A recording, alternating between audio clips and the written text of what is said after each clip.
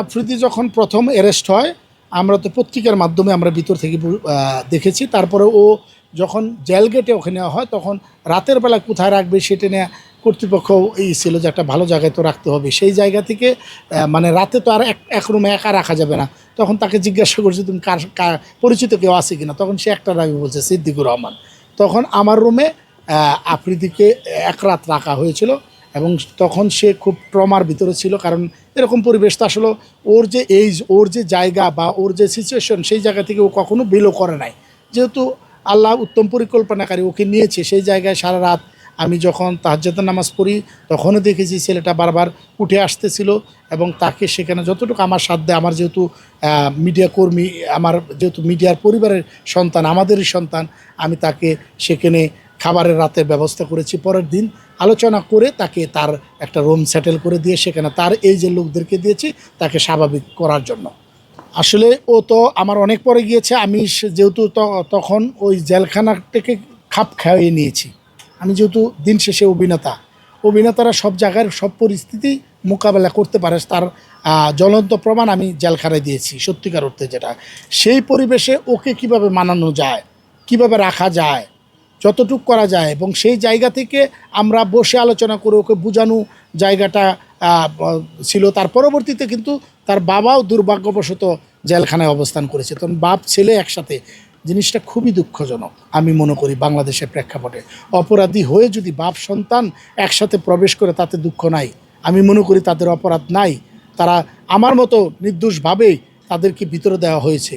আমি আহত অবস্থায় আমি ভিতরে ঢুকেছিলাম, কিন্তু তারা বহিরে আহত হিসাবে যায়নি। তারপরেও আমি বলি যে এটা আমরা কখনো কাম্য করি না, শুধু আফ্রিদির বাবার জীবনও নয়, সারা বাংলাদেশের নির্দোষ মানুষগুলো যেন জেলের ভিতরে এইভাবে না যায়।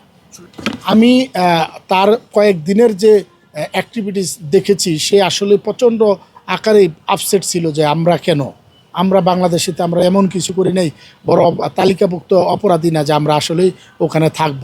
সেটা যাই হোক, পরবর্তীতে যখন তার বাবা এবং তার সে একই ছেলে ছিলেন তখন পরিবেশটা কিছুটা ভালো হয়েছে এবং খাপ খেয়ে নিতেই হবে, উপায় তো নাই। কারণ গন্তব্য অনেক দূরে ছিল, গন্তব্য আবার কবে হবে, কবে বের হতে পারবো সেটুকুলা কোনো নিশ্চয়তা ছিল না সেই সময়টাতে।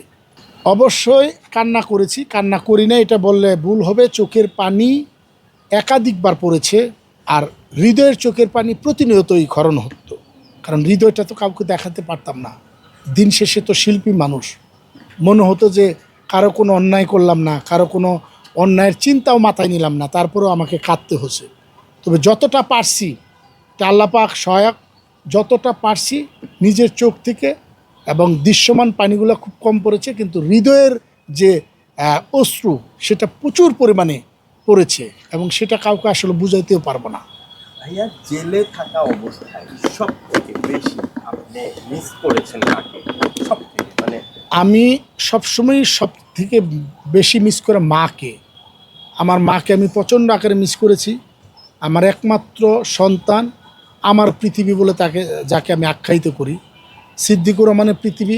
আরও হুসাইনকে প্রচুর মিস করেছি। আমি জয়েন্ট ফ্যামিলির মেম্বার, প্রতিটা সদস্যকে আমি মিস করেছি একটা মাত্র কারণেই, কারণ আমার গ্রামের বাড়িতে সবাই জানে যে আমি খাবারটাও খাই 40 জন টেবিলে। আমার টেবিলটা, আমার যে গ্রামের বাড়ির টেবিল সেটা 40 জনের টেবিল। আমি 27 জন ফ্যামিলি মেম্বার হোল্ড করি আমার পরিবারে, এবং প্রতিটা মানুষ আমরা জয়েন্ট ফ্যামিলিতে। তারা যখন আমাকে দেখতে যেত আমি তাদের চোখের দিকে তাকাতে পারতাম না। ওই সাক্ষাৎ ঘরটা মনে হতো যে প্রতিটা মানুষের অশ্রুর পানিতে একদম দাগ লেগে থাকতো, এরকম ব্যাপার। কারণ অশ্রুর পানি তো দেখা যায় না, দাগটা আমি ওই রূপ করতে বলছি যে এত মানুষের চোখের পানি ওখানে পড়ছে, সেটা আলাদাভাবে পড়লে মনে হয় অনেক পরিমাণে অনেক বেশি হতো। আমারটা না শুধু আমার, তারপরে ওখানে গিয়ে ভালো লাগতো। যখন আমি সাক্ষাৎ রুমে যেতাম তখন দেখা যেত আমার ভক্ত আশিকান যারা বলতো এই সিদ্দিক ভাই আছে দেখো না, কানতো আর কান্না করতাম, তার পরিবারকে দেখাইতো সিদ্দিক ভাই আছে দেখো না, ওই যে উনি ওনার পরিবার। আমার পরিবারের সাথে কথা বলা বাদ দিয়ে আমি তাদের পরিবারের সাথে কথা বলতাম। আমি চাইতাম যে আমার দ্বারাই যদি একটা মানুষ একটু ভালো থাকে তাইলে আমি নিজেকে সার্থক মনে করতে পারবো।